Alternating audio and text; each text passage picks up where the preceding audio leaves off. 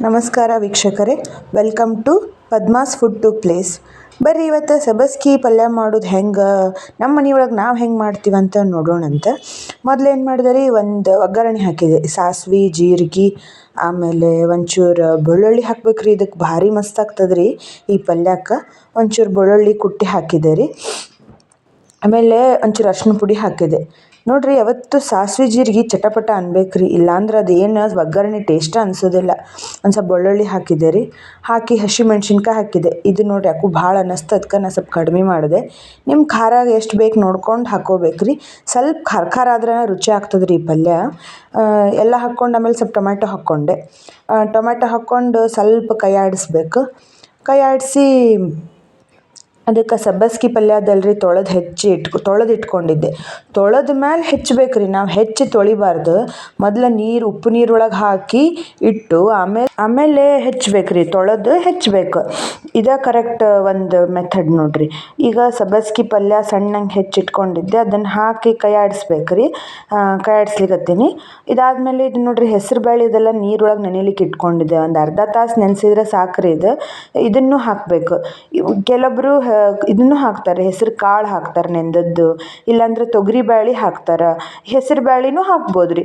ಯಾವುದಾದ್ರೂ ಒಟ್ಟು ಒಂದು ಬೇಳೆ ಹಾಕಿ ಮಾಡ್ಬೇಕು ರೀ, ಭಾರಿ ರುಚಿ ಆಗ್ತದೆ ಇದು ಪಲ್ಯ. ಇಷ್ಟು ಮಸ್ತ್ ಅನ್ನಿಸ್ತದ ಟೇಸ್ಟ್. ಇದು ಅದೇ ಹೇಳಿದ್ನಲ್ಲ, ಚಪಾತಿ ಭಕ್ರಿ ಎರಡಕ್ಕೂ ಮಸ್ತ್ ಆಗ್ತದೆ ರೀ ಇದು ಪಲ್ಯ. ಒಟ್ಟು ಹಸಿರು ಸೊಪ್ಪುಗಳ ನೋಡ್ರಿ, ಇಂಥ ಒಳ್ಳೆ ಇದಂದ್ರೆ ಹಿಮೋಗ್ಲೋಬಿನ್ ಕಡಿಮೆ ಆದಾಗ ಒಟ್ಟು ಎಲ್ಲದಕ್ಕೂ ಹಸಿರು ಸೊಪ್ಪು ಭಾರಿ ಚಲೋ. ಆಹಾರದಾಗ ಹೆಚ್ಚು ಬಳಸ್ಬೇಕಂತ್ರಿ ಹಸಿರು ಸೊಪ್ಪುಗಳನ್ನು. ಒಟ್ಟು ಸೊಪ್ಪಿನ ಪಲ್ಯ ಅಂತೀವಲ್ಲ, ಒಟ್ಟು ಸೊಪ್ಪಿನ ಪಲ್ಯ ಜಾಸ್ತಿ ಬಳಸಬೇಕು.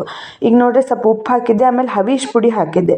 ಹುರಿದದ್ದು ಹವೀಜ್ ಇರ್ತದಲ್ರಿ, ಅದ್ರ ಪುಡಿ ಮಾಡಿ ಇಟ್ಕೊಂಡಿರ್ತೀವಲ್ಲ, ಅದು 1 ಸ್ಪೂನ್ ಹಾಕಿದ್ದೆ. ಇದಿಷ್ಟ ಸಾಕ್ರಿ, ಮತ್ತು ಯಾವುದು ಮಸಾಲೆ ಬೇಡ ಇದಕ್ಕೆ. ಕೆಲವೊಂದು ಸತಿ ನೋಡ್ರಿ ಮಸಾಲೆ ಬ್ಯಾಡ ಅನ್ನಿಸ್ತದೆ. ಹಿಂಗೆ ಒಂದು ಸಿಂಪಲ್ ಆಗಿರೋ ಪಲ್ಯನ ಎಷ್ಟು ರುಚಿ ಅನ್ನಿಸ್ತದೆ, ಭಾರಿ ರುಚಿ ಅನ್ನಿಸ್ತದೆ.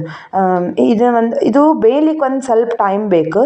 ಅದಕ್ಕೆ ಏನು ಮಾಡ್ಬೇಕ್ರಿ, ಇದನ್ನು ಒಂದು 2 ನಿಮಿಷ ಕೈ ಆಡಿಸಿ ಇದಕ್ಕೆ ನೀರು ಹಾಕಬಾರ್ದ್ರಿ. ಭಾಳ ನೀರು ಹಾಕಿಬಿಟ್ರೆ ಅದು ಪಲ್ಯ ರಾಡಿ ಆಗ್ತದೆ. ಇದು ಉದುರು ಇರ್ಬೇಕು ರೀ ಪಲ್ಯ ಯಾವತ್ತು. ಈಗ ಪ್ಲೇಟ್ ಮುಚ್ಚಿಟ್ಟು ಅದ್ರ ಮೇಲೆ ನೀರು ಹಾಕ್ಬೇಕ್ರಿ. ಅಂದ್ರೆ ಏನಾಗ್ತದೆ, ಆ ಒಂದು ನೀರಿನ ಇದಕ್ಕೆ ಸ್ಟೀಮಿಗೆ ಅದು ಪಲ್ಯ ಬೇಯ್ತದೆ. ಸಣ್ಣಂಗೆ ಇಡಬೇಕು ನೋಡ್ರಿ. ಈಗ ಮಸ್ತ್ ಪಲ್ಯ ಬೆಂದದ.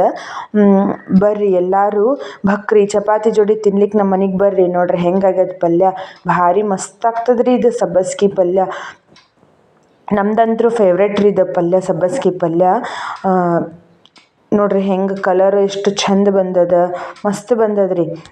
ಈಗ ನೋಡ್ರಿ ನನ್ನ ಮಗ ಹಾಕ್ಕೊಡ್ಲಿಕತ್ತೀನಿ ನೋಡ್ರಿ. ಇದು ಹಸಿ ಅರ್ಶಿನದ ಉಪ್ಪಿನಕಾಯಿ ಹಾಕಿದ್ದೆ ರೀ. ಇದು ಹಸಿ ಅರ್ಶಿನ ಬರ್ತಾವಲ್ರಿ ಕೊಂಬು, ಅದರದ್ದು ಉಪ್ಪಿನಕಾಯಿ ರೀ ಅದು ಪಲ್ಯ.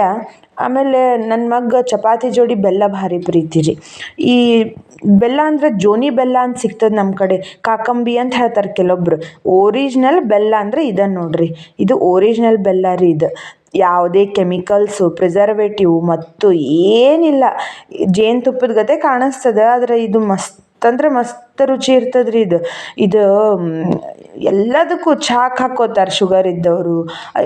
ನಮ್ಮ ಶಿರ್ಸಿ ಕಡೆ ಬಳಸೋದೇ ಬೆಲ್ಲ ರೀ. ಅವ್ರು ಗಟ್ಟಿ ಬೆಲ್ಲ ತೊಗೊಳಂಗೇ ಇಲ್ಲ, ವರ್ಷಕ್ಕಾಗುವಷ್ಟು ಬೆಲ್ಲ ಈಗ ತೊಗೊಂಡ್ಬಿಡ್ತಾರೆ. ಈಗ ಈ ಸೀಸನ್ ರೀ, ಇದು ಕಬ್ಬು ಕಟಾವು ಮಾಡಿ ಬೆಲ್ಲ ಮಾಡೋದ್ರಿ.